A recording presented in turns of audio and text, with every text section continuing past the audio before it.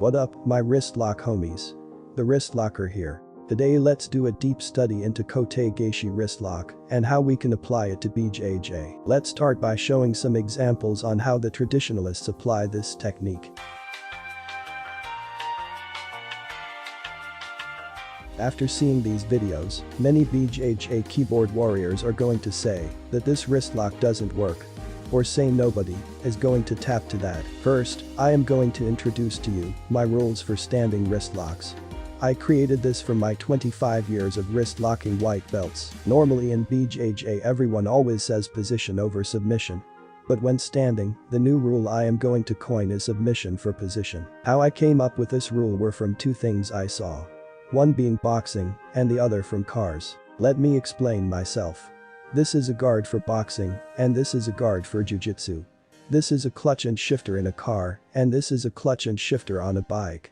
If you noticed, they are opposites. In my head, I suddenly got the idea that the rules for standing wrist locks must be reversed. I figured the switch in the rule happens once one person's butt is on the floor, because the knee on belly and sit-up guard is still under the rules of position over submission.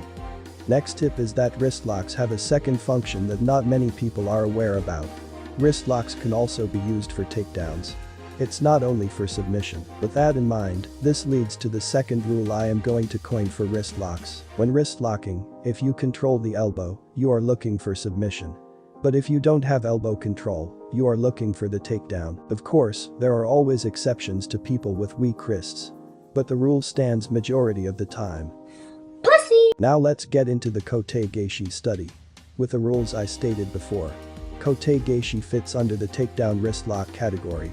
For gi, I recommend executing it from a collar grip break. Because it's very hard to safely grab a wrist in a gi without any initial setup. As for no gi, the Kotegaeshi wrist lock is much more accessible. Because there is a lot of hand fighting in wrestling, or no gi in general. After executing the Kotegaeshi wrist lock takedown, one of the best options is to stabilize a knee on the belly position.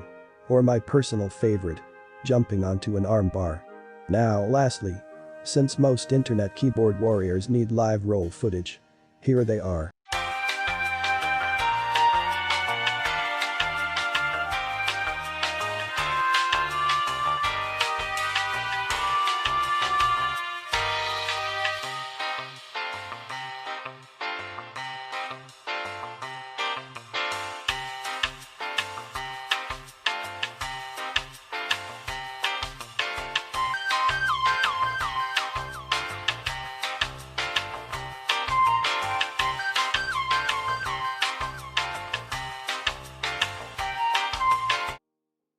That's it for this video.